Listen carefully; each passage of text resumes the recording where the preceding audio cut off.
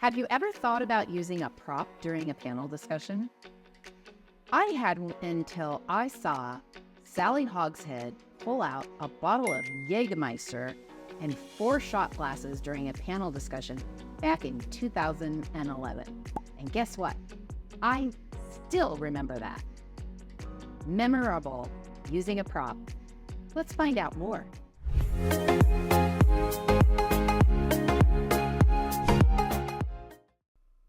I still remember Sally Hogshead holding up a bottle of Jägermeister and 4 shot glasses and challenging the panelists to take a shot. What? She was trying to make a point that different is better than better. And that's her point about Jägermeister. That Jägermeister, not everybody has to like it, but there's a small percentage of the population that does like it. And I still remember that point. I still remember that panel discussion. You want to be memorable. In this video, we're going to be talking about how you can use a prop effectively in a panel discussion. Let's dive right in. Okay, so you've decided you want to use a prop. It connects with your message that you think you're going to be able to use during your panel discussion.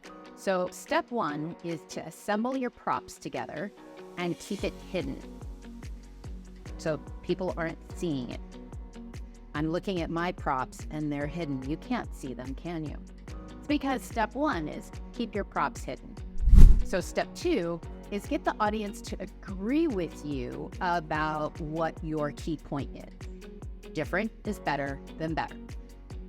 Okay, that was Sally's key point. She said, let me show you.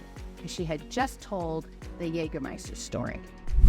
Step 3 is she introduced the prop.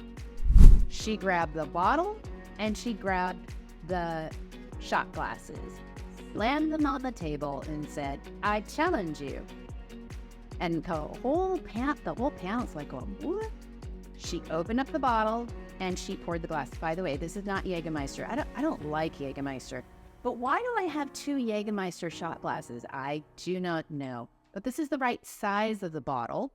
She actually used a bigger bottle, but it's like this is the shape of the bottle. So you introduce the prop. You introduce how you're going to use it. Maybe there's going to be some interaction, but you want to make sure that a prop is seen. Like, so she held it up, she put it down, she explained what she was going to do with the prop, and then, of course, they all took a shot. Now, I did ask her afterwards. I said, so did you ask or tell the meeting organizer that you were going to do this? She goes, no, because I knew different is better than better. I thought that was just classic Sally response. Thanks, Sally, for being my inspiration about using props. Once you're done with the prop, once you've explained it, you can share the prop. So, for example, I was doing a panel discussion about oyster restoration in the Chesapeake Bay. Well, a lot of people hadn't seen what a Chesapeake Bay oyster looked like. Well, many people had seen what that looked like, but a lot of people hadn't seen what they were suggesting to introduce into the Chesapeake Bay. It's a different strain of oyster. So we brought those as 2 props to compare and contrast. So we compared and contrast as the panel, but then we shared it around the room. Now, of course, we made sure that they were clean and they weren't slimy like oysters can be. So you want to think through, how am I going to share this with the audience? It might just be a picture that you put up on the PowerPoint. It could be that you actually physically share it around. And then lastly, when you are done, put it away. Take it,